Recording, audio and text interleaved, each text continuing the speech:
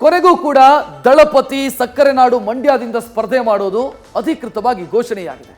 ಕೇಸರಿ ಹಸಿರು ದೋಸ್ತಿಗಳು ಇವತ್ತು ಜಂಟಿ ಸಭೆ ನಡೆಸಿ ಮಂಡ್ಯದಿಂದ ಕುಮಾರಣ್ಣ ಅಖಾಡಕ್ಕಿಳಿತಾರೆ ಅಂತ ಘೋಷಿಸಿದ್ದಾರೆ. ಇದುವರೆಗೆ ಅನಧಿಕೃತವಾಗಿ ಹೆಸರು ಏನು ಘೋಷಣೆಯಾಗಿತ್ತು ಅದೀಗ ಅಧಿಕೃತವಾಗಿದೆ.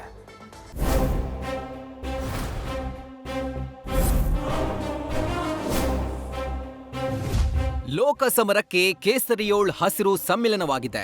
ಕಾಂಗ್ರೆಸ್ ವಿರುದ್ಧ ತೊಡೆ ತಟ್ಟಿ ಮಹಾ ಸಮ್ಮಿಲನ ಮಾಡಿಕೊಂಡಿರುವ ಕಮಲ ದಳ ನಾಯಕರು ಇಂದು ಪರಸ್ಪರ ಕೇಸರಿ ಹಾಗೂ ಹಸಿರು ಶಾಲನ್ನ ಬದಲಾಯಿಸಿಕೊಂಡು ಮಂಡ್ಯದಿಂದ ತಮ್ಮ ಸೇನಾನಿಯ ಹೆಸರನ್ನ ಬಹಿರಂಗಗೊಳಿಸಿದ್ದಾರೆ. ಮಂಡ್ಯ ಲೋಕಸಭಾ ಕುರುಕ್ಷೇತ್ರದ ಮೈತ್ರಿ ಸೇನಾನಿ ಕುಮಾರಣ್ಣ, ಕುಮಾರಸ್ವಾಮಿ ಹೆಸರು ಘೋಷಿಸಿದ ಬಿವೈ ವಿಜಯೇಂದ್ರ. ಈಗಾಗಲೇ ಬಿಜೆಪಿ 25 ಕಣಗಳಲ್ಲೂ ಸೇನಾನಿಗಳನ್ನ ಇಳಿಸಿ ಶಸ್ತ್ರಾಭ್ಯಾಸಕ್ಕೆ ಅಣಿ ಮಾಡಿದೆ. ಈಗ ದಳಪತಿಗಳ ಸರದಿ. ಇದುವರೆಗೂ ಅನಧಿಕೃತವಾಗಿದ್ದ ಹೆಸರು ಅಧಿಕೃತವಾಗಿದೆ. ಸಕ್ಕರೆ ಸವಿಯಲು ಮಾಜಿ ಸಿಎಂ ಕುಮಾರಸ್ವಾಮಿ ಮುಂದಾಗಿದ್ದಾರೆ. ಮಂಡ್ಯ ರಣಕಣದಿಂದ ಬಿಜೆಪಿ ಜೆಡಿಎಸ್ ಅಭ್ಯರ್ಥಿಯಾಗಿ ಸ್ಟಾರ್ ಚಂದ್ರು ವಿರುದ್ಧ ಮೈದಾನಕ್ಕೆ ಧುಮುಕಿದ್ದಾರೆ.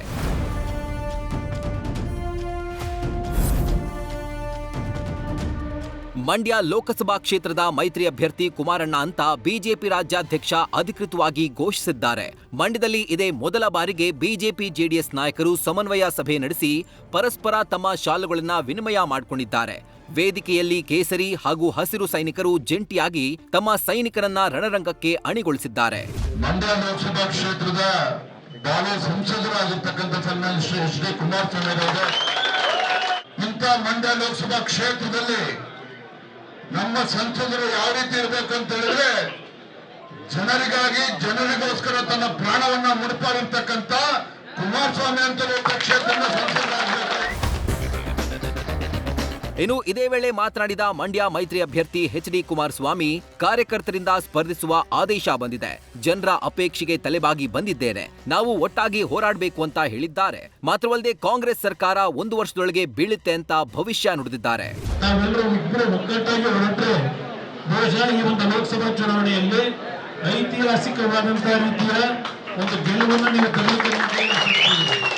ಅನಿವಾರ್ಯವಾಗಿ ಕರ್ನಾಟಕ ರಾಜ್ಯದಲ್ಲಿ ಮುಂದಿನ ಒಂದು ವರ್ಷದ ಒಳಗೆ ನಾನು ಡಿಸೆಂಬರ್ ತಿಂಗಳು ಡೆಡ್ ಲೈನ್ ಕೊಡ್ತೇನೆ. ಡಿಸೆಂಬರ್ ತಿಂಗಳೊಳಗೆ ನಾವು ತೆಗಿಬೇಕಾಗಿಲ್ಲ ಸರ್ಕಾರದ ವಿಜೇಂದ್ರ ಕಷ್ಟಪಡಬೇಕಾಗಿಲ್ಲ ಸರ್ಕಾರ.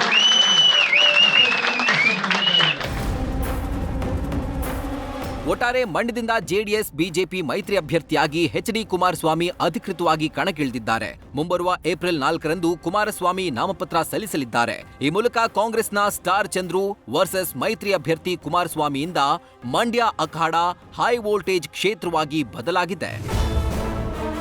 Nandish, news first, Mandya. News first ನಿರ್ಭೀತಿಯಿಂದ ನಿಮ್ಮ ಪರವಾಗಿ.